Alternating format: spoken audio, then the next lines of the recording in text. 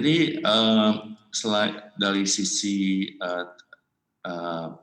skema, ya selain memang kami menyajikan proyeksi keuangan yang kami secara terbuka minta dikritisi asumsi-asumsi yang dipakai. Ada beberapa poin lain yang sebenarnya ditawarkan dalam skema penyelesaian dunia teks. Selalu sebenarnya ini saya kira tidak terbatas kepada dunia teks, ini berlaku buat ke siapa aja. Jadi sehubungan dengan gimana seorang debitur menurunkan pokok utang secepat-cepatnya, ya. Jadi banyak sebenarnya jaminan aset yang sebenarnya aset tersebut non operasional. Contoh, banyak debitur menjaminkan selain pabriknya, ya, mesin-mesin operasionalnya, mereka juga memberikan aset-aset non operasional seperti tanah kosong, ya. Terus mungkin ada bangunan yang misalnya ruko atau aset properti lain yang sebenarnya tidak ada hubungan dengan core bisnisnya perusahaan tersebut. Itu harus ditawarkan untuk dijual, ya. Kalau di bank ada istilah AIDA, aset yang diambil alih. Ya, ada AIDA yang bisa ditempuh untuk segera menurunkan pokok utang. Tujuannya cuma satu, supaya beban bunga ke depan semakin turun. Terus poin lain, kita dari sisi debitur juga harus bisa men-share upside. Ya, maksudnya begini.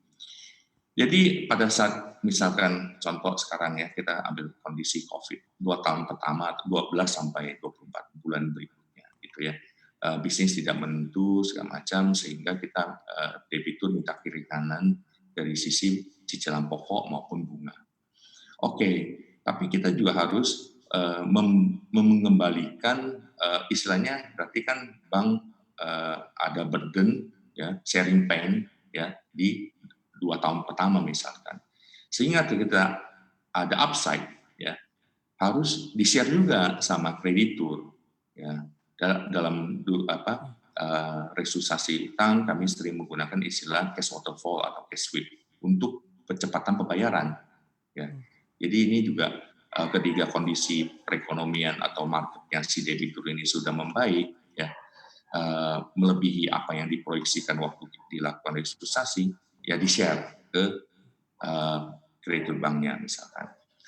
Terus poin lain yang sering menjadi masalah juga semua debitur dan juga pertanyaan semua kreditur adalah sumber modal kerja baru. Seperti kita ketahui, semua perusahaan yang melakukan restrukturisasi semua bermasalah dengan likuiditas mereka, ya.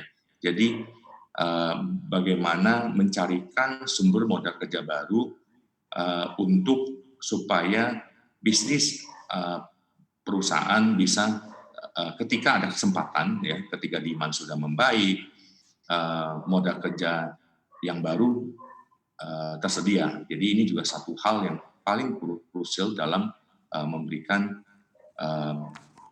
keyakinan kepada perbankan. Selain poin-poin finansial, ya, ada poin-poin non finansial yang selalu sekarang di restrukturisasi dimintakan oleh kreditur bank, ya, sehubungan dengan tata kelola ke depan, ya. Jadi misalkan ada penunjukan konsultan operasional untuk memperbaiki kinerja perusahaan, yang tadi saya sempat bilang juga tentang penunjukan monitoring accountant untuk cash monitoring. Ada yang sampai minta penunjukan independent director misalkan. Jadi hal-hal non finansial juga ditawarkan kepada kreditur.